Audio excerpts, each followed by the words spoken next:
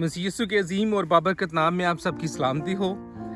आज फिर से हाज़िर हुआ हूँ एक छोटी सी कहानी लेकर। जैसा कि आप सब जानते हैं कि हमेशा की तरह छोटी छोटी कहानियों का मतलब सिर्फ हमारी ज़िंदगियों में छोटी छोटी बातों को सीखना और उन पर अमल करना है, जिसकी वजह से हमारी ज़िंदगी जो है तब्दील हो सकती है। तो आज की जो कहानी है इसका मकसद इनकरेजमेंट है, हौसला अफजाई है उन दोस्तों के लिए, अजीज़ों के लिए, बहन भाइयों के लिए जो कि ज़िंदगी में कुछ करने का इरादा रखते हैं, लेकिन तनकीद की वजह से, क्रिटिसिज्म की वजह से वो ज़िंदगी में आगे बढ़ नहीं पाते, या वो लोगों की बातों को सुनकर अपनी ज़िंदगी में अपने जो उस मकसद को खो देते हैं, अपने इरादों को खो देते हैं। और आज इस कहानी का मकसद सिर्फ और सिर्फ हौसला अफजाई करना है और ये सीखना है कि किस तरह से हम दुनिया की तनकीद का सामना कर सकते हैं। तो उसको सीखने के लिए कहानी लेकर आया हूँ, जिस कहानी में कुछ इस तरह से होता है। ये कहानी है एक नौजवान की जो कि पेंटर था और उसने बहुत ज़्यादा मेहनत की इस फ़न को सीखने के लिए। बहुत सालों की मेहनत के बाद वो अपने फ़न को आजमाना चाहता था और उसने इरादा किया कि अपने फ़न का मुजाहरा करे और लोगों से एक फीडबैक हासिल करे कि क्या जो पिछले सालों में उसने जो मेहनत की है उसका कुछ उसको फ़ायदा हुआ है या नहीं।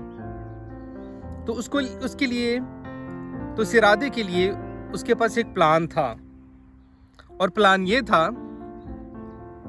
और उसने एक खूबसूरत पेंटिंग तैयार की, बहुत ही सारी मेहनत उसमें इन्वेस्ट की और उस खूबसूरत पेंटिंग को उसने अपने गली मोहल्ला में या बाज़ार में जहाँ पर वो रहता था, जहाँ पर बहुत ज़्यादा लोगों को आना जाना था, वहाँ पर उसको हैंग कर दिया और उसके नीचे उसने लिख दिया कि ये मेरा सबसे खूबसूरत काम है, आप इसमें अगर कोई गलती तलाश करें तो उसको मार्क कर दें। और साथ उसने वो ब्रश वगैरह या जो भी चीज़ें थी उनको साथ वहाँ पर रख दिया।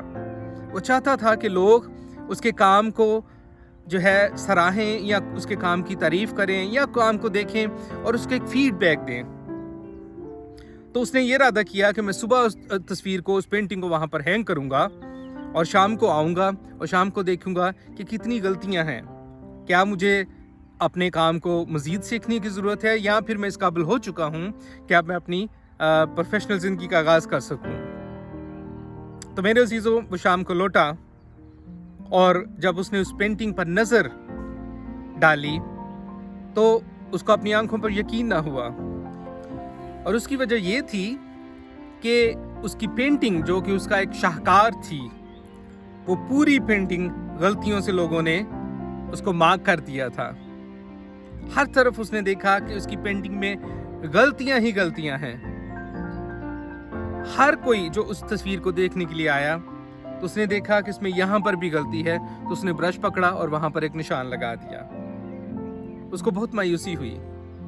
उसने सोचा मैंने सालों भर मेहनत की है, लेकिन उन सालों भर की मेहनत जो है वो कोई काम नहीं आई, क्योंकि मेरा काम जो है बहुत ही ज़्यादा ख़राब है कि लोगों को पसंद नहीं आया, लोगों ने इतनी ज़्यादा गलतियाँ तलाश की हैं। सो उसने दिल ही दिल में इरादा किया कि मैं इस शो को छोड़ दूंगा और मैं कुछ और करूंगा, और जो पिछले साल की मेहनत थी वो ज़ाया हो गई है, अब मैं कुछ और करने की कोशिश करूंगा। और वो अपने आप को बहुत कमतर उसने जाना। कुछ दिनों के बाद वो अपने उस्ताद से मिला जहाँ से उसने इस फ़न को सीखा था। उसने सारा माजरा उसको सुनाया कि इस तरह से हुआ है। तो उसको उस्ताद ने मुस्कुराते हुए कहा कि मैं चाहता हूँ कि तुम एक और कोशिश करो। उसने कहा कि नहीं, मैंने उस पेंटिंग के लिए बहुत मेहनत की थी और मुझे उस पेंटिंग की वजह से बहुत ज़्यादा मायूसी हुई, इस वजह से मैं अब कोई और पेंटिंग नहीं तैयार कर सकता और फिर से मायूसी नहीं हासिल करना चाहता। लेकिन उसका उस्ताद जो था वो बड़ा तजुर्बाकार था और उसको प्यार करने वाला था, उसका मोहसिन था, उसका वेल विशर था। उसने कहा बरखुदार, पेंटिंग तो इस दफ़ा तैयार करो, लेकिन उसके नीचे कुछ इस तरह से लिखना। और वो ये था कि पेंटिंग के अंदर गलती तलाश करें और उस गलती को करेक्ट करें, उस गलती को ठीक कर दें। उसने बहुत उज़र किया, बात को टाला, लेकिन बिल आखिर उसने उस पेंटिंग को तैयार किया और फिर से उसी जगह पर अवेज़ा कर दिया। और उसके नीचे उसने लिख दिया कि गलती को तलाश करके उसकी करेक्शन कर दें। उसने बहुत ज़्यादा नहीं सोचा था कि इसका नतीजा क्या होने वाला है, लेकिन उसने ये कोशिश की। उसी तरह से वो सुबह को गया, शाम को लौटा और उसने देखा और उसने उस पर नज़र डालकर उसको फिर से अपनी आंखों पर यकीन न आया, क्योंकि इस दफ़ा उस पेंटिंग के ऊपर कोई किसी किस्म की मार्किंग नहीं थी, किसी ने कोई गलती मार्क नहीं की थी। क्यों? क्योंकि लोगों को गलतियां तो मिली होंगी, लेकिन लोगों के पास वो फन नहीं था, वो हुनर नहीं था कि उसको वो ठीक कर सके। तो अजीजों, इस कहानी का मतलब ये है कि लोग हमेशा गलतियां तलाश करते हैं। जब हम अपनी जिंदगियों में कोई भी काम करना चाहते हैं, खा वो हम स्कूल में, अपने काम पर, अपनी रूहानी, अपनी जिस्मानी ज़िंदगी में, अपनी घरेलू ज़िंदगियों में, तो हमें इस दुनिया में बहुत सारे ऐसे लोगों का सामना करना पड़ता है जो कि सिर्फ़ और सिर्फ क्रिटिसिज्म के साथ हमारे काम को देखते हैं। वो हमारे हुनर को हमेशा तनकीद का निशाना बनाते हैं, हमारे इरादों को, हमारे मकसद को वो हमेशा ये कहकर उसको पस्त कर देना चाहते हैं कि शायद हमें उस काम का नहीं पता, मुझे नहीं पता कि उसकी क्या वजह हो सकती है।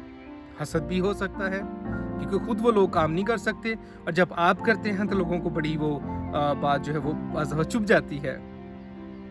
और लोग जो हैं हमेशा आपके काम में, आपके उस सफ़र में जो आप शुरू करना चाहते हैं, उसमें हमेशा किसी न किसी तरह से रुकावटें खड़ी करने की कोशिश करते हैं। और अगर हम इसको अपनी रूहानी ज़िंदगियों में देखें तो मेरे अजीज़ों, रूहानी ज़िंदगियों में भी कुछ इसी तरह से होता है।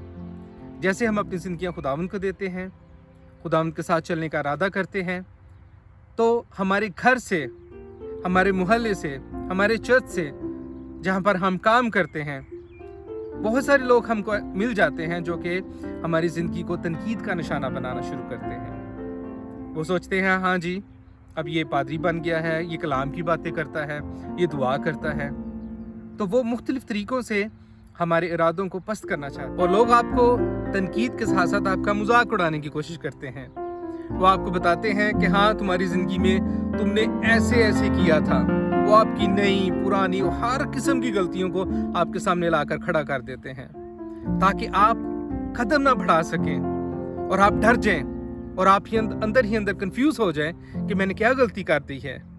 जब आप लोगों के साथ भलाई करते हैं, लोगों के साथ अच्छा रवैया रखते हैं, खुदावंद का खौफ रखते हुए लोगों को माफ़ करते हैं, लोगों से प्यार करते हैं, तो लोग इसका भी गलत मतलब निकालते हैं। और मेरे अजीज़ों, आज का जो मेरा पैगाम है वो सिर्फ और सिर्फ इस बात के लिए है कि हम अपनी ज़िंदगी के इरादों को, खा वो जिस्मानी ज़िंदगी है, खा वो रूहानी ज़िंदगी है, जो हमने गोल्स अपनी ज़िंदगी के लिए सेट किए हुए हैं, उनको लोगों के लिए ना तर्क करें और लोगों को ये हक मत दें कि वो आपकी ज़िंदगी का फैसला करें। आप ज़िंदगी के किसी भी हिस्सा में हों और किसी भी कोशिश में हैं, तो आप इस कोशिश को जारी रखें।